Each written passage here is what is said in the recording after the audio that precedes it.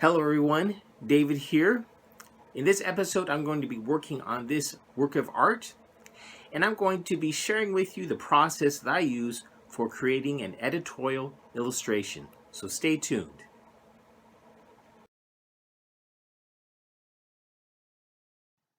So again, this is the illustration that I'll be working on. It is a sketch that wasn't picked for the assignment that I was working on for a client. Another design was picked, but I like this design so much I thought it would be good to use for this episode and just kind of to give it a real world feel to the illustration process. So as a kind of before we begin here, I wanted to loosely define what editorial illustration means. Editorial illustration is art that is created to complement the text of a newspaper or magazine or some kind of periodical publication. And this publication could be, actually printed out, or it could also be a web publication. So that's a loose definition of editorial illustration. To start off the illustration process, the text or article is assigned by the client. And so what I like to do is I like to read through the article several times just to get a good feel for what the writer is trying to say. I often highlight key points, maybe write a little side note here and there, and look for wording that may possibly produce interesting imagery. From there, I work on thumbnail sketches.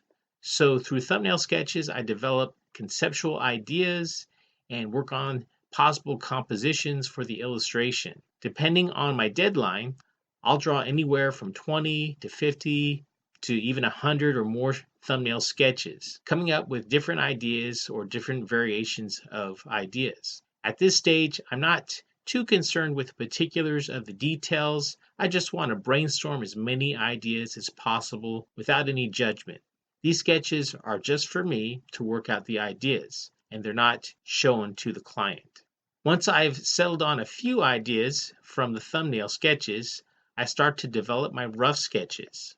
This is where I work out the particulars of the details of the design. So if any research needs to take place, it happens during this stage. And so that means I might draw several studies of different poses, or I might work on certain things that maybe I'm not familiar with drawing, and just really refine the imagery so that it works out for the design. And even though these are called roughs or rough sketches, these sketches for me are pretty refined because they're going to be presented to the client for consideration.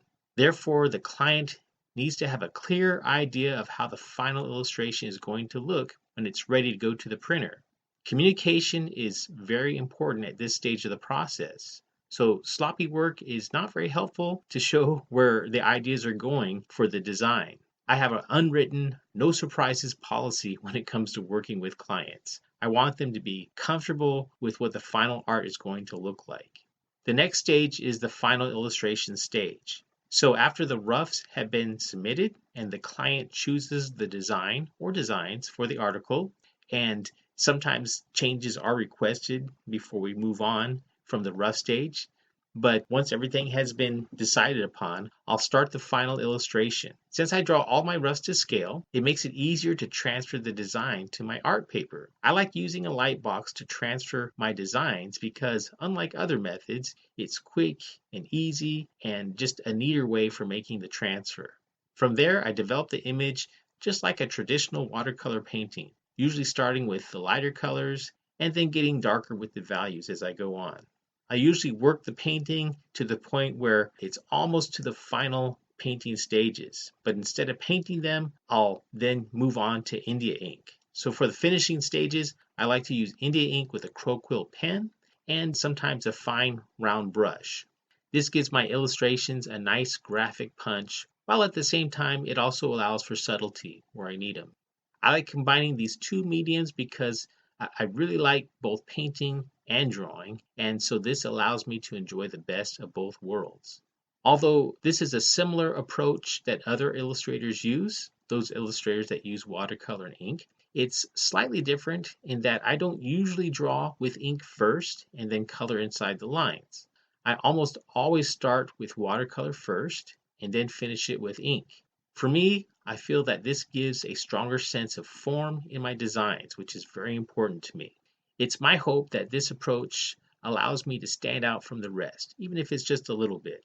After I finish drawing and painting, I scan the final illustration and do a few final touches with Photoshop, and then I'll send it off to the client. Rarely do I do much more than that with digital, but sometimes the client will ask for something more, and I'm usually able to figure out a way to make it happen with Photoshop. So that is my illustration process. It's actually not too different from the traditional way of making art. If you'd like to share some comments, go ahead and do so in the comment section below. Until next time, take care.